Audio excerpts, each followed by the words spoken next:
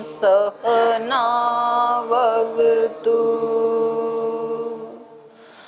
सहनौ भुनक्तु सह वीर्यं करवावहै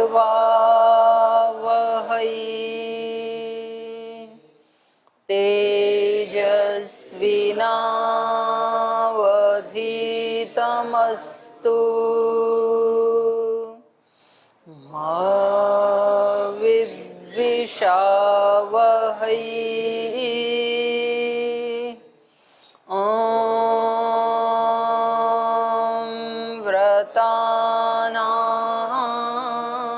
व्रतपते व्रतं चरिष्यामि तच्छकेयं तन्मे राध्यताम् इदमहमनृतात् सत्यमुपैमि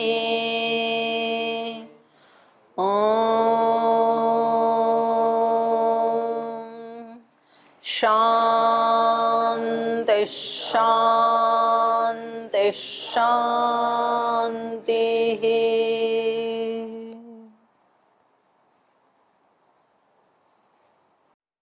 तो आज वाल्मीकि रामायण का अयोध्या कांड का 60वां सर्ग हम प्रारंभ करने जा रहे हैं। महाराजा दशरथ जी की अंत्येष्टि एक राजकीय सम्मान के साथ, जैसा एक राजा का संस्कार होना चाहिए, तो उस प्रकार से भली भांति संपन्न हो चुकी है। और उसके 13वें दिन, संस्कार के 13वें दिन, महर्षि वशिष्ठ जी भरत जी को समझाते हुए बताते हैं कि देखो, ये 3 प्रकार के जो द्वंद्व हैं वो प्राणी मात्र के साथ जुड़े हुए हैं। सुख दुख, भूख प्यास और जन्म मरण। इससे कोई भी व्यक्ति बच नहीं सकता है। सुख दुख सबके जीवन में आते हैं, तो कोई नई बात नहीं है। किसी के जीवन में किसी दिन आते हैं, किसी के जीवन में किसी दिन आते हैं। अब आप लोगों को दूर से कोई देखे तो भाई ये सन्यासी ब्रह्मचारियों को तो क्या दुख होता होगा। ना कुछ कमाने की चिंता, ना कुछ भिक्षा मांग के लाने की चिंता, ना मकान बनाने की चिंता। अब जो यहाँ गुरुकुल बना रहे थे बेचारे, झोपड़ी में जो बैठे थे, अब उनकी झोपड़ी में आज सतलुज नदी बह रही है। तो अब उनसे पूछो बेचारों का, कहाँ तो खाना बनाएं, कहाँ विश्राम करें। तो है कि नहीं समस्या कितनी बड़ी। अपने पास तो इतने अच्छे मकान हैं, अपन तो सो गए सारी रात, उनकी रात कैसे बीती होगी। आत्मा तो उनके पास वही है ना जो अपने पास है। उनको भी सुबह नाश्ते के लिए भूख लगी होगी, उनके बच्चों को भी लगी होगी। अपन ने तो कर लिया नाश्ता, वो कहाँ बनाई। तो इस तरह की दिक्कतें, मतलब हमारे पास ऐसे दुख नहीं है, ऐसे लगता है ना। लेकिन वो वाला दुख तो नहीं है, लेकिन यहाँ दूसरी तरह के दुख होते हैं। अब यहाँ कोई आचार्य पढ़ाए, उसकी कक्षा में कोई पढ़ने ना आए, ये दुख उनको नहीं है, आपको है। किसी को पाठ याद ना हो, आचार्य उसको डांटे, तो उसको वो दुख है। तो अलग अलग प्रकार के दुख आपके जीवन में कोई दुख है कि नहीं है। छोटे मोटे आते ही हैं, सबके जीवन में आते हैं, कभी ना कभी दुखी हो ही जाते हैं। पाठ सुनाते हैं अष्टाध्यायी, सुनने वाला खुशी नहीं होता है, वो कहता है कुछ नहीं सुनाया आपने, फिर दोबारा सुनाओ, तीसरी बार सुनाओ। तो इस सुनाने वाले के दुख है कि नहीं है। तुम्हारी स्पर्धा पूरी हो गई, कल हो गई संपन्न, एक ही दिन में। तो आप में से बहुत अच्छा किस किसने सुनाया। फर्स्ट ग्रेड का जिसने सुनाया हुआ हाथ उठाइए। भाई जिसको ये लगता है कि हमने बहुत अच्छा सुनाया, अपनी तरफ से उठाओ ना, दूसरे तो जो देंगे वो देंगे ग्रेड। एक ही बिटिया ने हाथ उठाया। हाँ उठाओ जिनको अपनी तरफ से ये लगता है हमने बहुत अच्छा सुना है। अरे अपने ऊपर तो भरोसा रखना सीखो भले लोगों। हाँ जिसको अपनी तरफ से लगता है भाई हमने अच्छा सुनाया, उठाओ हाथ इधर भी। अच्छे तो कुल मिला के मुश्किल से 4 ही हाथ उठे। अच्छा, जिन्होंने मध्यम स्तर का सुनाया वो हाथ उठाइए। जिनको लगता है हमने मीडियम सुनाया, बहुत अच्छा भी नहीं बहुत बुरा भी नहीं, हाँ उठाओ। इसमें थोड़े ज्यादा उठे हैं, नीचे करो। और जिसको लगता है कि भाई हमने बिल्कुल अच्छा नहीं सुनाया, अपनी ही तरफ से लगता है कि बिल्कुल अच्छा नहीं सुनाया, उसमें भी एक हाथ उठा, नीचे कर लो। अपना भी आकलन करना सीखो, ईमानदारी से। अपने को पता होना चाहिए कि भाई मैं ये काम कर रहा हूँ, मैं पढ़ रहा हूँ या पढ़ा रहा हूँ या शास्त्र स्मरण कर रहा हूँ या कोई व्यक्ति सुन रहा है किसी का, तो हमें ये पता होना चाहिए कि हमारा ये कार्य ए ग्रेड का है या बी का है या सी का है।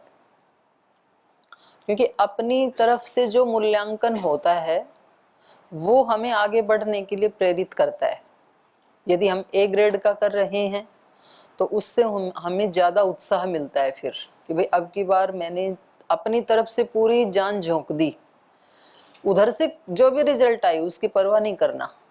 मान लो आपने पूरी जान झोंक दी, उधर से सी ग्रेड आता है, कोई दिक्कत नहीं है, वो उस व्यक्ति का आकलन है। आपने अपना आकलन बिल्कुल ठीक यदि किया है तो आप बोलो अगली बार इससे भी ज्यादा करूंगा, मैंने कोई कसर छोड़ी नहीं अपनी तरफ से, तो आपको कष्ट नहीं होगा।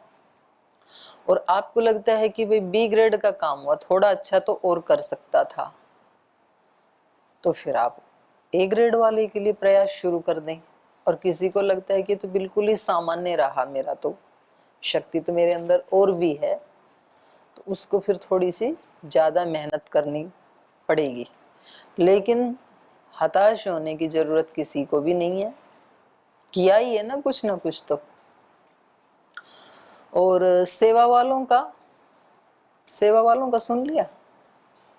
सेवा वालों को भी 30 श्लोक सुनाने थे, एक दिन का एक श्लोक सुनाना था। विनोद जी कहाँ हैं? हाँ जी विनोद जी, आपकी टीम कब सुनाएगी? आप जब कहो तब सुना देंगे, आज ही सुना देंगे। वाह, एक बार जोरदार ताली बजाओ।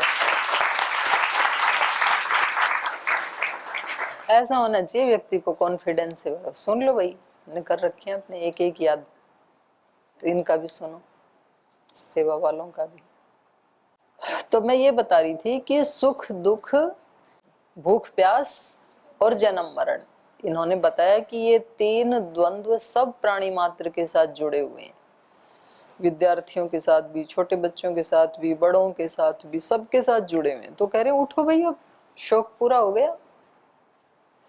और ये व्यक्ति को ना प्रतिदिन मतलब इस श्लोक से सीखने की जरूरत है।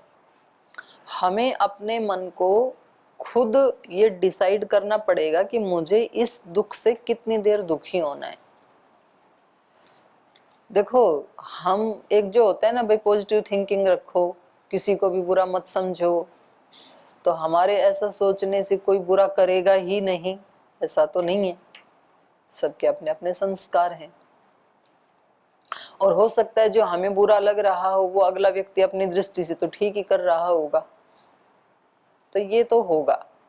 लेकिन जो हमें कष्ट दे रहा है, चाहे वो दूसरे के बुरे संस्कार के कारण कष्ट लग रहा है या अपने ही कमजोर संस्कार के कारण कष्ट लग रहा है, कैसे भी लग रहा है, पर अब उस कष्ट से, उस दुख से कितनी देर दुखी होना है, ये हमें डिसाइड करना होता है। छोटे बच्चे करते हैं ऐसे। वो जैसे छोटी गुड़िया है अवनी, तो उसको कुछ, वो जैसे उसको रोना आ रहा है, रो रही है, उसको फिर कोई चीज दे दी, तो बोले अभी तो मेरे को और रोना है। तो बोले उसको ये कि अभी रोना पूरा नहीं हुआ। तो उसको पूछा अच्छा और कितनी देर और रोना है? तो बोले अभी थोड़ी देर और रोना है। रो लेना। तो उससे पूछे कि अब हो गया पूरा? बोले हाँ अब हो गया पूरा। तो फिर अपने खिलौना लेके खेलने लगते हैं। तो हमारे को अपने मन को बताना पड़ेगा कि ये तो दुख तो हो गया, किसी भी कारण से हुआ, हर्ट हो गया, परेशान हो गए, दुखी हो गए, कितनी देर। अब आप उसको 1 घंटे भी खींच सकते हैं, आधा दिन तक भी उसको चिंतन मनन करते रहो, पूरे दिन 24 घंटे भी चिंतन मनन करते रहो, क्या करें? ये सुनते नहीं, करते नहीं, समझते नहीं है हमारे दिल की बात को। एक सप्ताह तक भी खींच सकते हैं, एक महीने भी खींच सकते हैं, और अहरनिश भी खींच सकते हैं, वो हमारे ऊपर डिपेंड करता है। और यदि हमने खींचने का स्वभाव बनाया तो एक को क्या खींचोगे, यहाँ तो एक के बाद दूसरा तीसरा बड़े फास्ट गति से आते ही रहेंगे। फिर चुंबक जैसे ही है ना हमारा मन, तो वो कहीं से भी फिर नेगेटिविटी खींचने ही लगता है। एक बार आप अपने मन को, चित्त को, चेतना को नेगेटिव चीजें खींचने के लिए सेट कर दो एक बार, देखो आप पूरे दिन में कितनी सारी बुरी बुरी खबरें सब आपका दिमाग खींच लेगा, और आपको लगेगा कि इसमें ये तो सारी सत्य हैं, सत्य ही होती हैं ही सत्य। लेकिन ये किसने कहा था कि सारी खराब सत्यों को आप अपने अंदर भरो? इसके लिए तो आप स्वतंत्र हैं, भरें या ना भरें। और एक बार किसी ने अपने माइंड को पॉजिटिव मोड पे सेट किया, और दिन भर देखो फिर एक के बाद दूसरा तीसरा उत्साह, मनोबल बढ़ाने वाले व्यक्ति, कुछ ऐसे वाक्य, कुछ ऐसे ग्रंथ आपके सामने आते ही चले जाएंगे, क्योंकि हमारा मन चुंबक वाला काम करता है। योग दर्शन के व्यास भाष्य में आता है एक जगह, और इसमें भी आता है, न्याय दर्शन के भाष्य में भी आता, वात्स्यायन भाष्य में भी आता है कि हमारा जो मन है ये अयस्कांतमणि जैसे है, और सन्निधि मात्र से ही उपकार हो जाता है। तो इसलिए दुख सुख सबके साथ जुड़े हुए हैं, लेकिन उस दुख से या उस सुख से, बात केवल दुख की नहीं हो रही है, बात सुख की भी है। सुख क्या है? सुखानुशयी राग, इंद्रियों को जो अच्छा लगता है वो सुख। जहां हमारा राग होता है वो हमें सुखदायी लगता है। तो राग कोई अच्छी चीज नहीं है, सुख से प्रभावित होना कोई बहुत अच्छी चीज नहीं है, क्योंकि विवेकी के लिए तो सब कुछ दुख ही है। वो सुख भी परिणाम ताप संस्कार दुख ही गुणवृत्ति विरोधाच दुखमेव सर्वम विवेकिन, वो भी दुख लाने वाला है परिणाम में, संस्कार के रूप में। तो सुख से या दुख से कितनी देर अटैच रहना है हमें, ये निर्णय व्यक्ति को खुद करना पड़ता है। तो यहाँ वशिष्ठ जी भरत जी को बता रहे हैं कि भाई ये सबके साथ जुड़ी हुई चीज है, कोई आपके साथ कोई अनोखा नहीं हुआ है। तो इसलिए जब जो आता है ना उससे संबंध इतना ही रखो, आगमा पाइनो नित्या तान तितिक्षस्व भारत। आने जाने वाले, सुख आया है तो हमेशा सुख रहेगा नहीं, जाएगा भी। दुख आया है तो हमेशा दुख रहेगा नहीं, जाएगा भी। आज जो आपका अत्यंत विरोधी है वो कल आपका मित्र बन सकता है। आज जो आपका अत्यंत प्रिय मित्र है वो कल आपका विरोधी हो सकता है। यहाँ सृष्टि में सब कुछ चेंज हो रहा है, कुछ भी चेंज हो सकता है। तो इसलिए दोनों से ही एक डिस्टेंस रखते हुए संबंध रखो, ना अत्यंत हटना चाहिए और ना अत्यंत सटना चाहिए। बापूजी ने बताई थी ना ये बात, अत्यंत हटना, किसी ने हमारे को दुख दिया, कष्ट दिया, किसी भी कारण से हमें पसंद नहीं आ रहा है, तो बोल छोड़ो, ऐसे उस संस्थान को ही छोड़ो, उस गुरुकुल को ही छोड़ो, चलो यहाँ से, उस व्यक्ति को ही छोड़ो, अपने को इससे बात करनी नहीं है। ये सरल है। और सट जाना भी सरल है। जहाँ सुख मिल रहा है तो वहां व्यक्ति कहता है कि इससे तो जन्म जन्म का नाता है, इस स्थान से, इस वस्तु से, इस व्यक्ति से, तो उसको तो मैं छोड़ नहीं सकता हूँ। बोलता भी है व्यक्ति ऐसे, सब कुछ छोड़ सकता हूँ, इसको नहीं छोड़ सकता हूँ। तो ये भ्रम तेरा मौत एक दिन तोड़ देगी, छोड़ना ही पड़ेगा। संयोगाः वियोगांता, जितने भी संयोग हैं उनका अंत किस में होने वाला है? वियोग में होगा। सब कुछ छूटने ही वाला है। इसलिए बहुत ज्यादा दोनों से ही प्रभावित न होना, ये हमें ये शास्त्र सिखाते हैं, ये गुरु सिखाते हैं। गुरु वशिष्ठ जैसे जो महायोगी हैं, और हम अपने गुरु को देखते हैं, हम श्रद्धेय स्वामी जी महाराज को अपनी आंखों से देखते हैं। चलो शास्त्र में हो सकता है बढ़ा चढ़ा के लिख दिया हो किसी ने, पर हमारे गुरु का एग्जाम्पल तो लाइव है हमारे सामने। भगवान ने उनको इतना सारा भौतिक दृष्टि से ऐश्वर्य दिया है, सुख दिए हैं, साधन दिए हैं सुख के, लेकिन कितने अटैच होते हैं, कितना उसका प्रयोग करते हैं। बहुत सारा महाराज जी ये नहीं सोचते हैं कि ये सारा मेरे लिए है, मैंने यदि खड़ा किया है तो सबके लिए है, वो सब भोग रहे हैं। और बल्कि उनके शिष्य ज्यादा भोगते हैं, वो नहीं भोगते हैं उतना। और दुख भी कितने आते हैं, कुछ ना कुछ रोकने के लिए कोई ना कोई बखेड़ा खड़ा करके ही रखते हैं। ठीक है, वो अपना काम कर रहे हैं, हम अपना काम करें। तो महाराज जी कभी अपने कर्तव्य कर्म को नहीं छोड़ते हैं, कभी योग की कक्षा को नहीं छोड़ते हैं। सुबह सुबह की आज तो मेरा मन दुखी था तो इसलिए आज की कक्षा कैंसिल, ऐसे नहीं करते हैं। तो ये चीजें हमें सीखनी चाहिए अपने गुरु से, ये असली पढ़ाई है। ये पढ़ाई फिर उसके बाद की है शब्द ज्ञान। तो हमारे गुरु कैसे जीते हैं वैसे हमें जीना, किसी भी हालत में, कैसी भी परिस्थिति में अपने कर्तव्य का उल्लंघन नहीं करना, उसको छोड़ना नहीं। अपने कर्तव्य कर्म को, जिसका कर्तव्य पढ़ाने का है वो पढ़ाई, मन दुखी है तो भी पढ़ाई। जिसका कर्तव्य पढ़ने का है वो पढ़े, इच्छा नहीं है तो भी पढ़े। जब यज्ञ में जाने का कर्तव्य है तो यज्ञ में जाए, जब व्यायाम में करने का टाइम है तो व्यायाम में जाए, प्राणायाम करना है तो प्राणायाम करे, भोजन के समय भोजन करे। कुछ भोजन के समय भोजन नहीं करते हैं, फिर भोजन समाप्त हो जाता है तब किचन में जाते हैं, बोले आज तो मेरे को भूख लगी है, और फिर वहां कुछ मिले नहीं तो झुंझलाते हैं कि थोड़ा ही तो लेट आया था, मेरे लिए आज कुछ भी नहीं है। तो अपना मन ना हो तो भी उस समय श्रद्धेय स्वामी जी महाराज को याद करना चाहिए अपने को। तो ये शिक्षा हमारे प्राचीन गुरु भी देते रहे हैं और हमारे अर्वाचीन गुरु भी देते रहे हैं और हमारे वर्तमान के गुरु भी दे रहे हैं। तो प्राचीन काल के गुरु वशिष्ठ जी ये शिक्षा दे रहे हैं भरत जी को कि भाई शोक अब 13 दिन का जितना करना था, जितनी देर करना चाहिए था उतना पूरा हुआ शोक, अब आगे क्या करना है। तो इस पे मैं बता रही थी कि आपको दुखी होना है ना तो आपको बहुत क्लियर होना चाहिए, क्योंकि देखो जिस व्यक्ति ने आपको कष्ट दे दिया उसका नुकसान नहीं है, नुकसान आपका हो रहा है, और उसका अपना कितना होगा उसकी जिम्मेदारी उसकी है। लेकिन आप उसको कितनी देर पकड़ के रखेंगे। ये चित्त आपका है, ये मस्तिष्क आपका है, ये जीवन आपका है, ये बेशकीमती जीवन है, इसलिए इससे बहुत ज्यादा देर तक किसी कष्ट को पकड़ के नहीं रखना। उसको बोलो पकड़ने जैसी चीज ये है नहीं, इसलिए मैं अपने मन को अब यहां से हटा करके और किसी क्रिएटिव काम में लगाता हूं।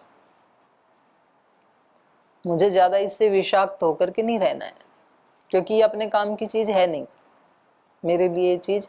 और फिर तो महापुरुषों का तो ऐसा जीवन होता है कि जैसे महात्मा बुद्ध का मैंने कई बार कहानी सुनाई ना आपको, कि किसी व्यक्ति ने तो आके थूक दिया उनके मुंह पे और उन्होंने बड़े आराम से उसको पूंछ लिया और उनके शिष्य तिल मिला गए, आनंद बोलिए कोई तरीका होता है। और महात्मा बुद्ध ने कहा कि नहीं आनंद तुम अपना काम करो, ये व्यक्ति कुछ कहना चाह रहा था तो वाणी से कह नहीं पाया, तो इसलिए इस क्रिया से कह दिया, इसने कुछ तो है इसके मन में। और वो व्यक्ति बड़बड़ाते हुए चला गया। तो आनंद बोले कि गुरुजी आप तो दुखी नहीं हुए, इसने कितना घृणित काम किया है। बोले भाई मैं किसी का गुलाम नहीं हूं, मैं स्वतंत्र व्यक्ति हूं, मुझे क्या करना है वो दूसरे पे डिपेंड थोड़ी है। मैंने फैसला किया दुखी नहीं होना तो नहीं होना, कोई थूके और कुछ करे कुछ भी करे वो उसकी मर्जी। फिर उस व्यक्ति को तो नींद आई नहीं पूरी रात। वो अगले दिन फिर आया और आकर के चरणों में गिर के जोर जोर से रोने लगा। तो उनका शिष्य फिर तिल मिला गई, बोले फिर आगे नौटंकी करने, कल तो थूक के गए थे। तो बोले उठो यहाँ से, तो उनको धमकाया। तो महात्मा बुद्ध ने कहा, आनंद रुक जाओ, ये कुछ कहना चाह रहा है, कह नहीं पा रहा है, तो इसलिए क्रिया से इस अपना अभिव्यक्ति कर रहा है। तो फिर वो रो रहा के हाथ जोड़ के बोल, जी मुझे क्षमा कर दो। बोलकर, मैंने तो मन पे लिया ही नहीं था अपराध आपका, तो क्षमा क्या करना है, और कुछ कहना है आपको? बोले नहीं। तो फिर उनके शिष्य ने पूछा कि आप आज भी ये व्यक्ति आया रो के चला गया, आप आज भी आपने कोई रिएक्ट नहीं किया? तो बोले, भाई हम इसके गुलाम थोड़े ही हैं, हमें कैसे रहना है। तो ये हर व्यक्ति को ही, ये तो महात्मा बुद्ध की तो बहुत ऊंची स्थिति है कि एक क्षण के लिए भी प्रभावित ना हो। ये अत्यंत श्रम साध्य और साधना साध्य है, और समय साध्य भी है, समय भी लगेगा इसमें, एक दिन में नहीं होता ऐसा। उनकी जन्म जन्मांतरों की भी यात्रा रही, और उस वर्तमान जन्म की भी साधना रही, उससे ही होता है। जैसे श्रद्धेय स्वामी जी महाराज का जो तप है, पुरुषार्थ है, वो एक जन्म का नहीं है, वो जन्म जन्मांतरों की साधना का प्रतिफल है। तो उस दिन पूज्य स्वामी विवेकानंद जी महाराज जी ने बहुत अच्छी बात बताई थी कि हमें अंधाधुंध किसी की नकल नहीं करनी चाहिए कि भाई उन्होंने ऐसे किया तो मैं भी वैसे ही चलूं उसी रास्ते से। देखो, हर आत्मा के अपने जन्म जन्मांतरों के संस्कार हैं, जिसको जिस विधि से आगे बढ़ना है वो परमात्मा खुद उसके लिए वैसा वैसा जुटा देता है। आपके सामने वर्तमान में क्या है उसको आप 100% ईमानदारी से, जिम्मेदारी से और समझदारी से जियो। ये तीनों शब्द श्रद्धेय स्वामी जी महाराज के हैं। अपने कर्तव्य को हमें कैसे करना चाहिए? ईमानदारी से करना चाहिए, कोई देखे या ना देखे, और जिम्मेदारी से करना चाहिए कि मैं जिम्मेदार हूं इस कर्म को करने के लिए। ईमानदारी, जिम्मेदारी, समझदारी।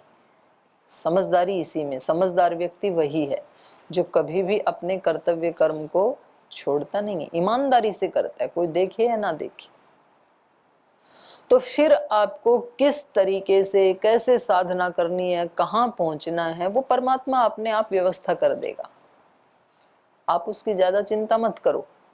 आपको कर्म करते हुए साधना करनी है कि एकांत में रह के साधना करनी है, या मौन रह के साधना करनी है, कि मुखर होके साधना करनी है, उसकी चिंता आप मत करो।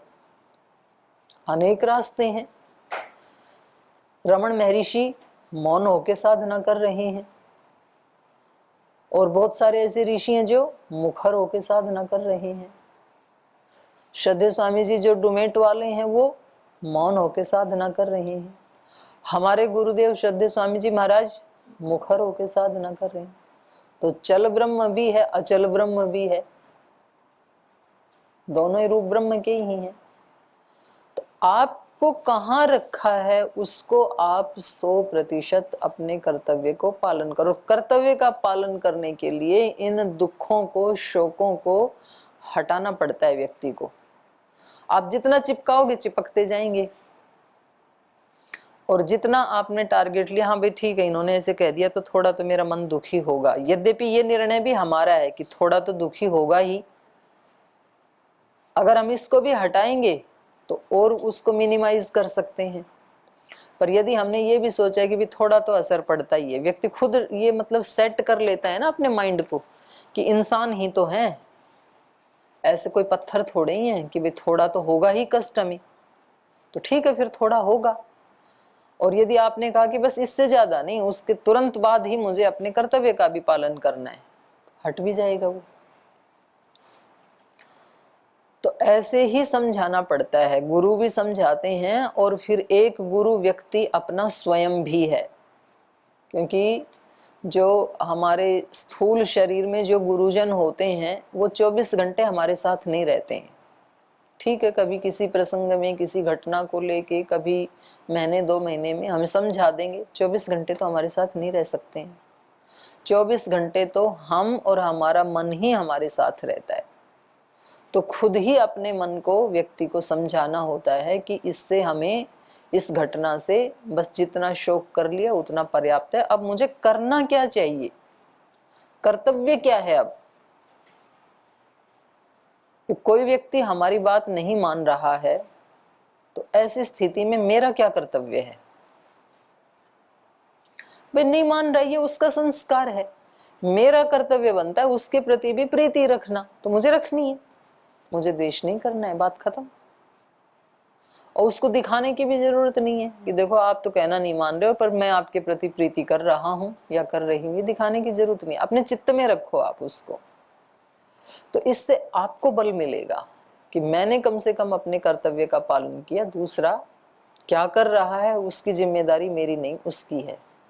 और हो सके तो भगवान से प्रार्थना करना कि मेरे को इतनी शक्ति सामर्थ्य मिले कि मैं उसकी भी हेल्प कर सकूं, क्योंकि वो भी कोई हठ करने के लिए या गलत काम करने के लिए पैदा नहीं हुआ है, वो भी एक आत्मा है, वो भी आगे ही बढ़ना चाहता है।